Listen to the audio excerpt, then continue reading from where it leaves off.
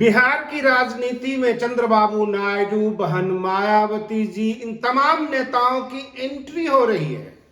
जी हां दोस्तों, मैं आरडी भारती और आप देख रहे हैं बिहारी सुल्तान। जैसा कि हमारे दर्शक जानते हैं, बिहार की राजनीति उथल पुथल पर है।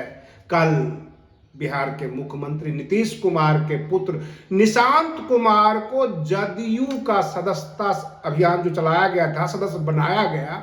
सभी बड़े नेताओं के साथ उनसे भाषण दिलवाया गया। बहुत तरह की लोग कॉमेडी भी बनाते हैं क्योंकि वो नए हैं राजनीति में।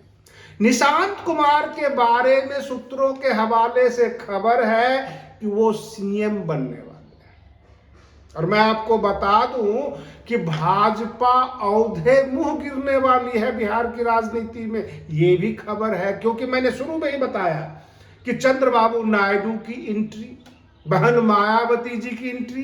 अब आपको भी हंसी आती होगी, एक ही विधायक है बहन मायावती जी की, उनकी एंट्री से क्या फर्क पड़ जाएगा?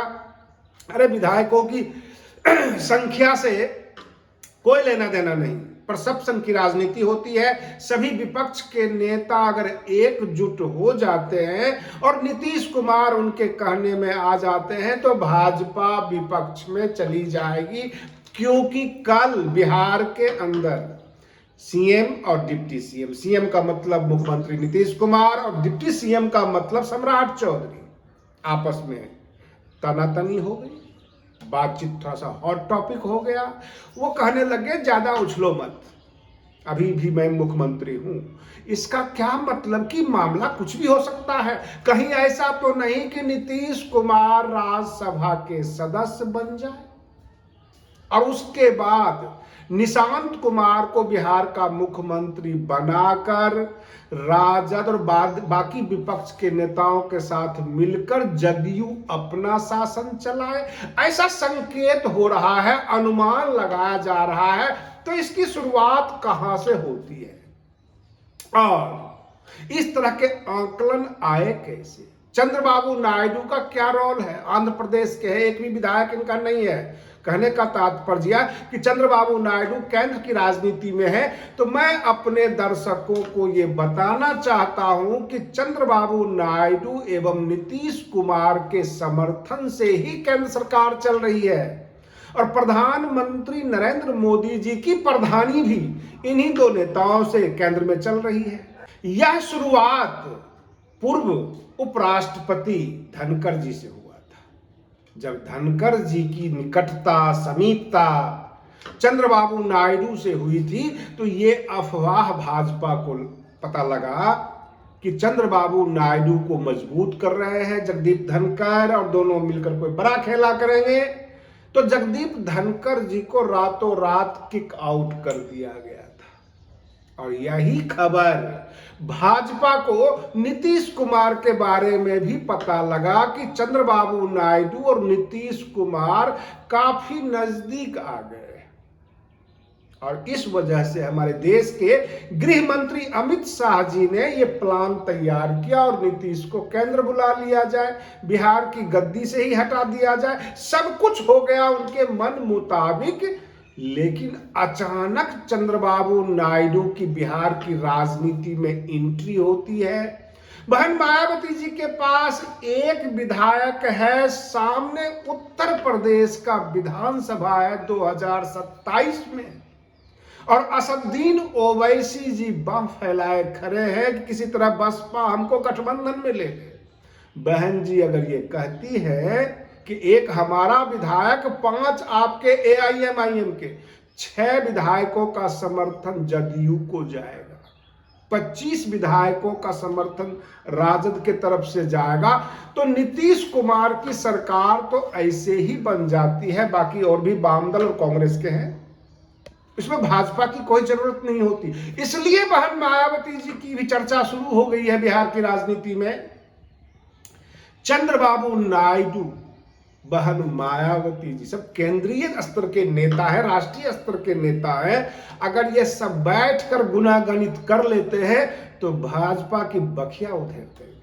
और ऐसा ही समझ में आ रहा है क्योंकि नीतीश कुमार के बारे में जो हमारे दर्शक हैं, जो राजनीतिक एक्सपर्ट हैं, सब जानते हैं कब ये पलटी मार देंगे, कब ये कौन सा फैसला ले लेंगे, इसका कहना मुश्किल है। और ऐसे हालात में अगर नीतीश कुमार जी भाजपा के किसी नेता पर गुस्सा करते हैं, भाजपा का कोई और समर्थक नेता नीतीश कुमार के बगल में खड़ा हो जाता है, उनसे मिलता है, बहुत लंबी बातचीत होती है, मीटिंग दर मीटिंग होती है, तो इससे क्या कयास लगाए जा सकते हैं? आम जो है जनता तो यही सोचेगी कि चंद्रबाबू नायडू और बाकी विपक्ष के नेता इकट्ठे क्यों हो रहे हैं, जबकि नीतीश कुमार भाजपा के साथ है।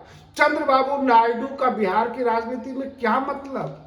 और ये हंगामा होने के बाद वो दोनों एक जगह क्यों आ गए हैं? कहीं ऐसा तो नहीं है कि पुत मांगने गई और भतार दे के आई, बिहार की गद्दी पकड़ते पकड़ते दिल्ली की गद्दी से हाथ में धोना पड़ जाए? ऐसा भी हो सकता है। भाजपा के साथ इस तरह का भी खेला हो सकता है कि बिहार का मुख्यमंत्री बनाने के चक्कर में देश का प्रधानमंत्री ना बदल जाए, और ऐसा करीब करीब दिख रहा है।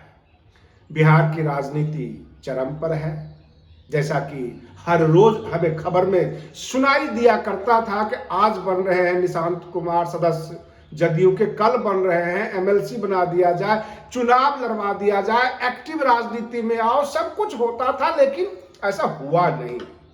अब रही बात ये कि निशांत कुमार ने सदस्यता ग्रहण कर ली, जदयू को संभालने का वचन दे दिया, ऑन माइक आम जनता के बीच खड़े हो गए।